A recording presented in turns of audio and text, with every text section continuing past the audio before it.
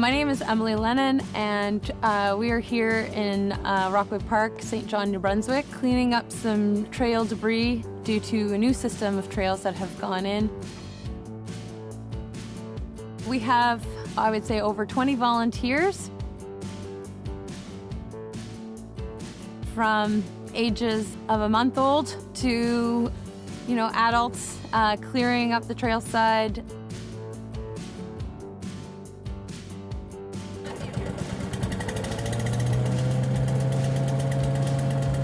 This is initiated by our main trail stewardship or volunteer group, which is under the umbrella of St. John Cycling, known as the Trail Miners. There's also a women's mountain biking group that's out today, known as the Queens of Carnage. So it's a newly formed women's group in St. John. This network of trails is in the heart of St. John. It's pretty unique. We have these two new enduro-style trails within Rockwood Park, which is predominantly cross-country style. We do have really gnarly features, such as rock slabs, gap jumps, that require quite a bit of skill set that you wouldn't find necessarily throughout the Maritimes. Rockwood is a good building ground. A lot of locals will say that if you can ride Rockwood, you can ride anywhere. I think it was early 2000s is when I really got into mountain biking. I'd moved back from out west, and I seen photos and pictures of cool bike jumps and stunts that was happening out in British Columbia. And I was like, I want to do that. So because there had been so much trail building from other mountain bikers here, I started to build my own trail. With the original trail I built was called the Green Dragon, and it was sketchy, kind of ladder bridge stunts and jumps. Yeah, there was nothing safe about it. And then at one point, I was living at the apartment building just at the bottom of this trail, Mom, I'm Coming Home, before it had existed. And then a buddy of mine lived in the same apartment building I did, and we wanted to build a fun downhill trail that would take us home. So at one point, because of all the rogue trail building, not just what I was building with stunts and jumps, but some of the other trail building techniques weren't sustainable and were being built through swampy sections and kind of unsustainable areas. The management of the park wanted to kind of rein in the illegal trail building. So instead of kind of trying to catch us doing it, they decided well, these people are motivated. Why don't we get them working with us? So they brought in the IMBA, the International Mountain Bike Association. They flew in instructors from British Columbia to train us on weekend workshops for, I think it was 4 years in a row, to train trail building, proper sustainable trail building techniques, and encouraged us to form the St. John Cycling Trail Miners. That was probably about 8 or 9 years ago now, since I originally came on board with the Trail Miners, and since then, we've been basically in charge of all the single track trails in Rockwood.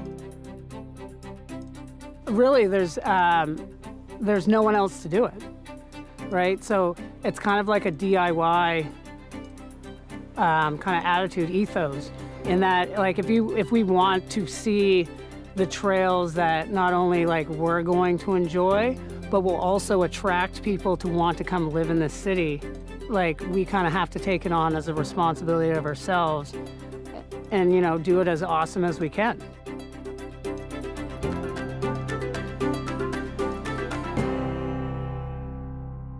Being a mountain biker, we ride on trails. And so you get into the sport enough and you want to start giving back to your community. And so one wonderful way to do that is to help with trail maintenance, build new trails through interesting forest sections.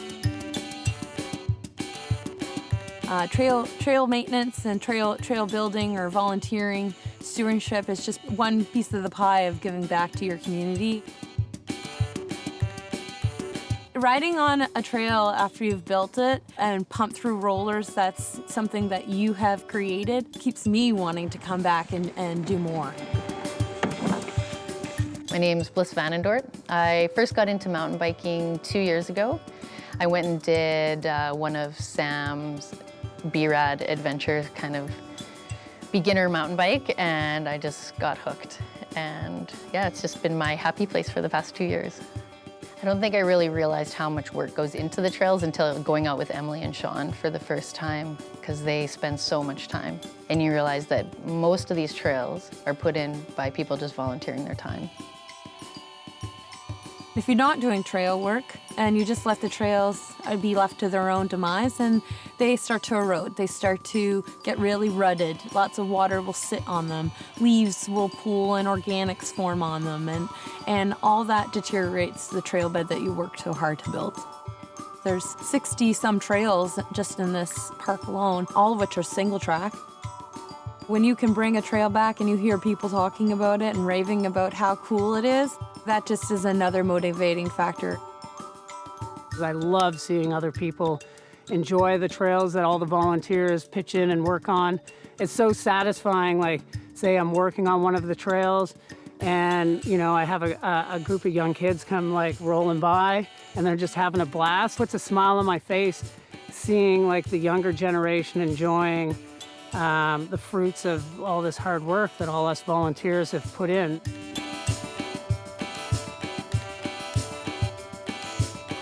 The Queens of Carnage is a women's mountain biking group based in the St. John region. It was formed last year in the middle of a pandemic. Mountain biking is a highly technical sport, and there certainly is a bit of a barrier of entry into it. And so the Queens of Carnage is trying to break down those barriers. There's more women saying, hey, I would like to come out to this, and it looks great. This is something I'm interested in.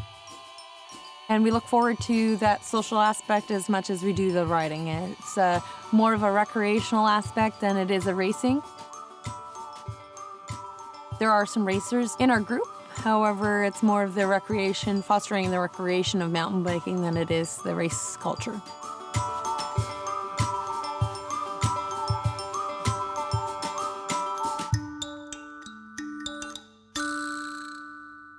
For me, I think it's almost like a meditation, sort of, that you have to have such focus on the trail and what you're doing, that it's one of the few times I think that I'm not thinking about 100 things at once. I think for me, developing as a biker has been a huge confidence boost, and going out with a crew of ladies, the Queens of Carnage, has really helped push me, but in a really safe and comfortable environment where I feel like I have all these people supporting me, but I'm never being pushed to a point where I'm uncomfortable. I think it's almost like a sisterhood in some ways, where it's like a group of ladies who are really just there supporting each other and wanting everybody to do the best they can on the trails and in their personal life and in their business life, and it's a pretty wonderful environment. We try within our leadership of the Queens of Carnage to instill the importance of trail stewardship, and there's a lot of buy-in from women, especially when they know they can get their kids outside, they're meeting other kids, they're doing a little bit of work which feels good to their children. I think being able to bring our kids, for a lot of the women, it makes it easy to come out.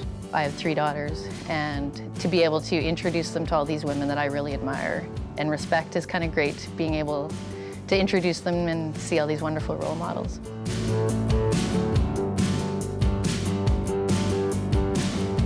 As an adult, you don't have many things in your life that you do just for fun. And that's what mountain biking and trail building is for me.